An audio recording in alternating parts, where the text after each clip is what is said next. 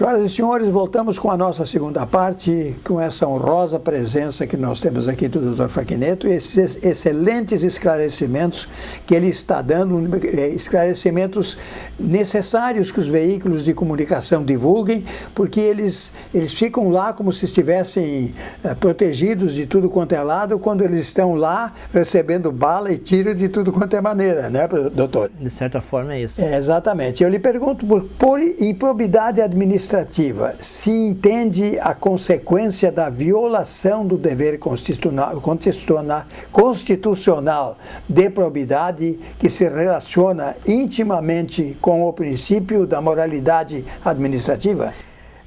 Seu Oswaldo, essa é um tema que no Brasil, por muitos anos, ficou relegado a uma lei lá dos anos de 1965 em diante, que tinha uma lei lá que tratava sobre os atos da administração pública. E depois de lá para cá, só a Constituição Federal de 88 que trouxe regras sobre os chamados princípios orientadores da administração pública, que vem a ser o princípio da legalidade, da moralidade, o princípio do devido processo legal, princípios que regem a administração, que o administrador deve seguir.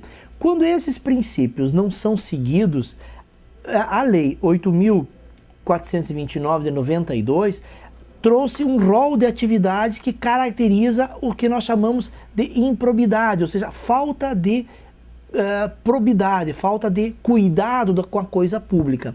E em 3 situações especificamente essa lei se aplica. A primeira delas é quando a atitude do administrador causa prejuízo ao erário público. É o caso de uma licitação em que houve superfaturamento. É o caso em que houve uma má aplicação dos recursos públicos, se concedeu isenções a produtos quando não se devia, a serviços. Então, toda vez que houver uma ação do administrador que cause prejuízo econômico, é possível aplicar esta lei. Mas também quando esse prejuízo, além do prejuízo, também nós temos o enriquecimento ilícito, aquele enriquecimento indevido, além da conta. Exemplo, para fazer uma obra pública, digamos, construir uma ponte, o custo é de X, mas o valor cobrado é de X mais Y. Este Y, esse valor que excede ao razoável, foi para o bolso de alguém.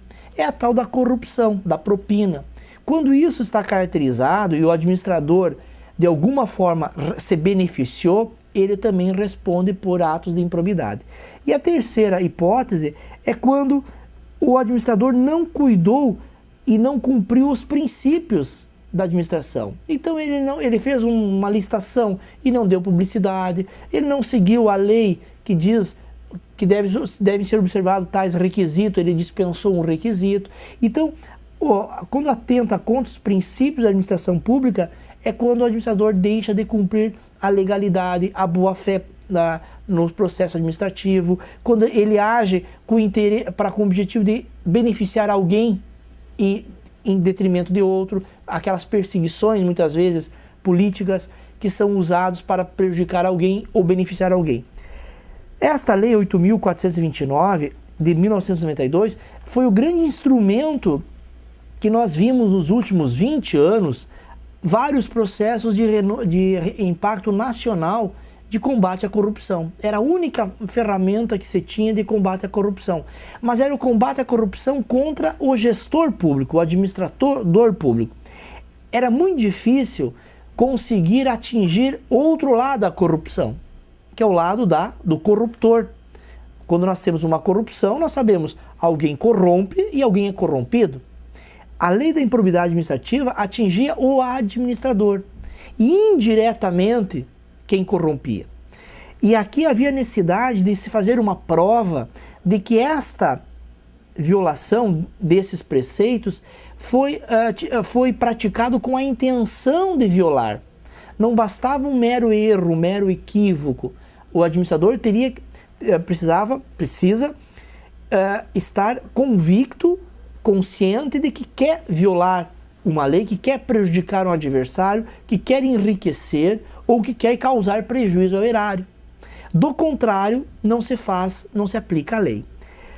Essa situação, mesmo assim, muitas ações de improbidade administrativa foram ajuizadas e muitos administradores foram afastados dos cargos, foram afastados por corrupção, foram afastados por não seguir a lei, foram afastados por ter cometido um ato considerado de improbidade administrativa.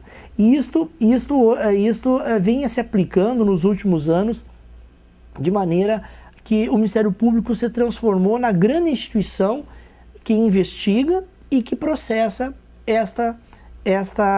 essas autoridades.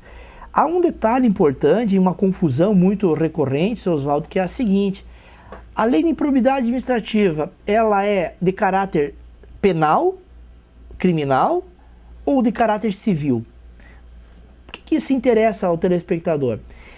Pegar o exemplo aí do mensalão, que foi julgado pelo Supremo. Você falou muito em corrupção, mas ali nós estávamos numa lei criminal. Aquelas pessoas respondendo a processo criminal, não de improbidade administrativa. Do que nós estamos falando hoje, a improbidade administrativa, as consequências são de caráter civil. E, por exemplo, das consequências da lei está não poder contratar com o poder público por determinado período, perder os direitos políticos por um determinado período, ressarcir o erário público pelo prejuízo ou enriquecimento indevido, conforme a situação, não poder participar de atos da administração pública. Então, esta lei de improbidade, ela trazia consequências civis, não criminais. Depois desse processo é que se abriu o processo criminal. No caso do mensalão, o que aconteceu foi o contrário.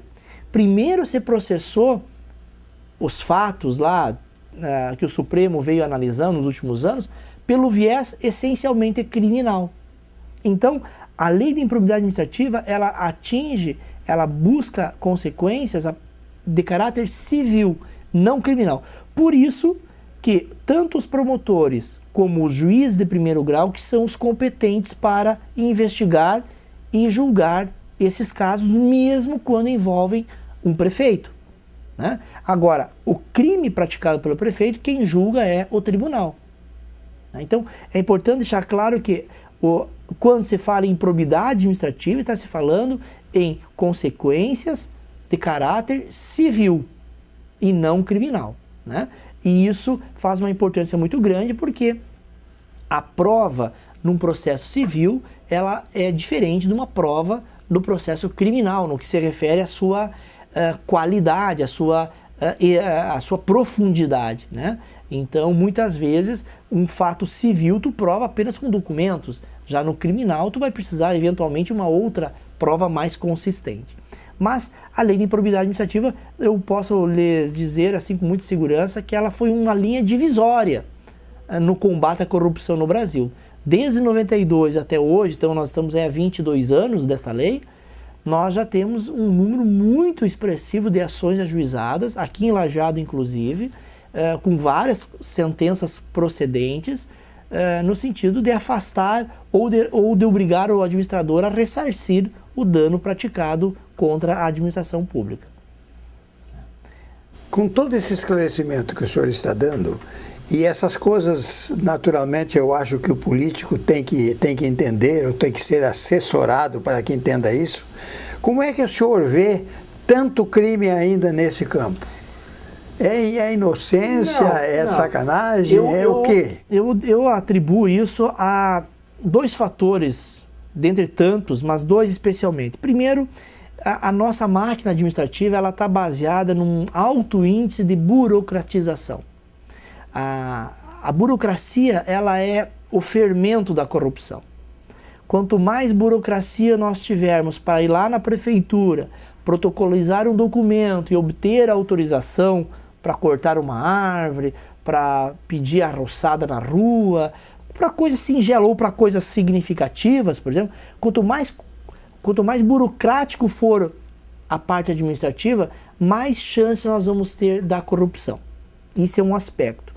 O segundo aspecto eu vejo pela sensação de impunidade de quem está no comando ou muitas vezes na gestão pública de modo geral.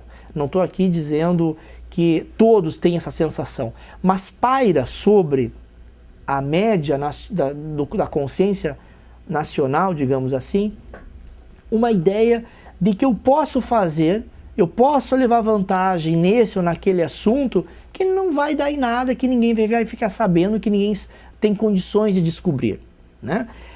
No entanto, tanto o excesso de burocracia quanto a sensação de impunidade vêm sendo atacados, e esta lei de improbidade e os mecanismos hoje existentes de investigação, quebra de sigilo bancário, escuta telefônica, sigilo bancário, sigilo fiscal, imagens, as mais diversas formas de investigação estão hoje, digamos, diminuindo a sensação de impunidade, porque há uma vigilância, quanto também a necessidade de tomar providências para que essas ações sejam estancadas, que as pessoas percebam que a coisa pública precisa ser administrada com honestidade, com probidade, com lealdade, com boa fé, porque aí não haveria necessidade de nós estarmos diante desse emaranhado, muitas vezes, de situações de corrupção e assim por diante.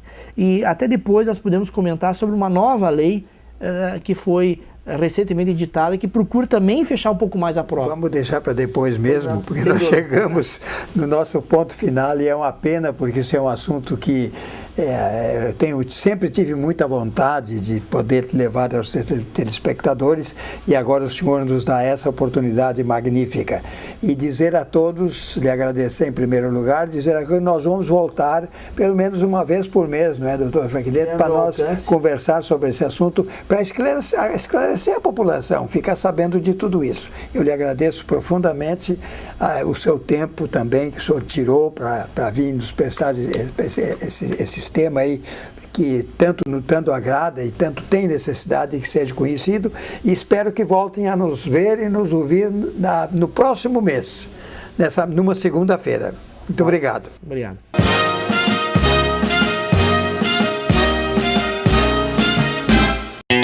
Tem roupa pra você, terno pro papai, é o estilo da mamãe. essa loja é demais. Mas onde é que você vai? As lojas Delay lançam o super cartão Delay 5 estrelas, sem custo e com grandes vantagens. Vem adquirir o seu. Confira as super ofertas. Ternos a partir de R$ 199,80 à vista. Calças jeans a partir de R$ 49,80 à vista. Lojas Delay em Estrela, Languiru, Teutônia e Santa Cruz do Sul. Ah, e não esqueça de ir no Delay. Onde é que você vai? Lojas Delay. Na Lotaria Johann você encontra a linha completa de máquinas e equipamentos para seu negócio, balcões para buffet, montagem L com detalhes em madeira marrom, balcão para carnes modelo duplex, vitrine Thermix e Sevamix, geladeiras para bebidas, equipamentos para mercados, açougues, lancherias, restaurantes e agroindustriais. Lotaria Johann, na Rua Júlio de Castilhos, 848, no centro, em Lajeado.